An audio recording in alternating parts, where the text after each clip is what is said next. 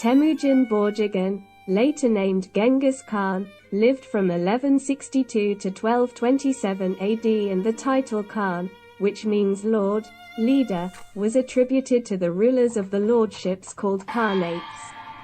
Genghis Khan, after having unified the Mongol tribes, founding the Mongol Empire, with the capital Karakorum, led him to conquer most of Central Asia, China, Russia, Persia, the Middle East and part of Europe East, giving life, even if for a short time, to the largest terrestrial empire in human history, with 33 million square kilometers. When Genghis Khan died in 1227, due to a fall from his horse, the empire he established was divided among his sons. He left behind an empire that stretched from Siberia to Kashmir, Tibet, the Caspian Sea, the Sea of Japan. In 1236 Volga Bulgaria was conquered and, in 1237, the subjugation of Russia began.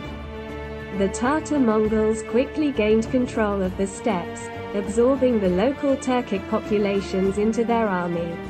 Here is the evolution of the Mongol Empire from its inception until 1279.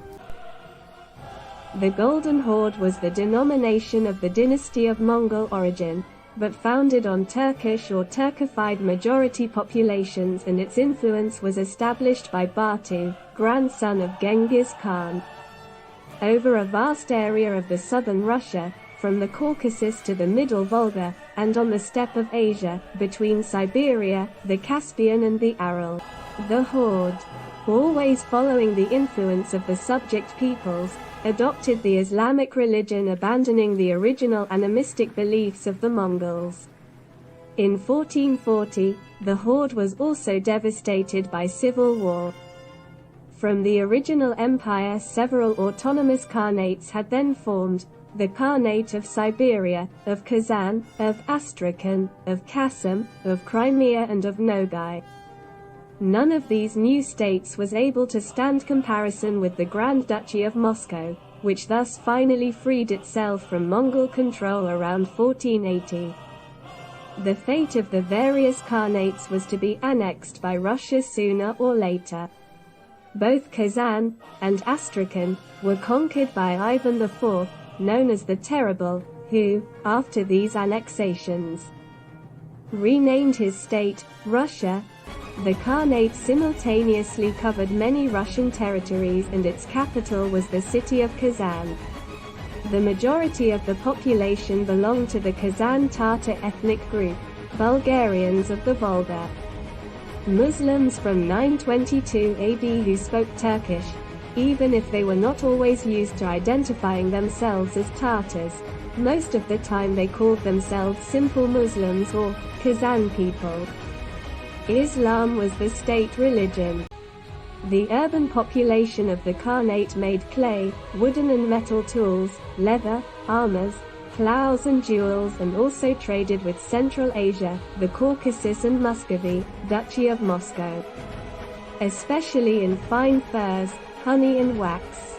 In the 16th century, Russia became the Khanate's main economic partner. In general, the culture of the Kazan Khanate descended from that of the Volga Bulgars, while some cultural elements of the Golden Horde were present to a more limited extent. Much of the urban population was able to read and write.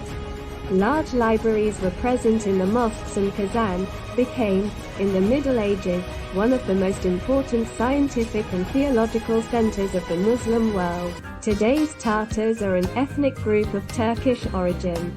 The term was first used to refer to those populations arriving from Siberia in Eastern Europe via the Mongol Empire in the 13th century. Later it was extended to all nomadic invaders of Asia, whether they be from the regions north of Mongolia or from the regions of Central Asia. Most Tatars live in the Tatarstan region of Russia. Crimea, Uzbekistan, Kazakhstan, Belarus, Lithuania, Poland, China, Romania, Bulgaria and Turkey.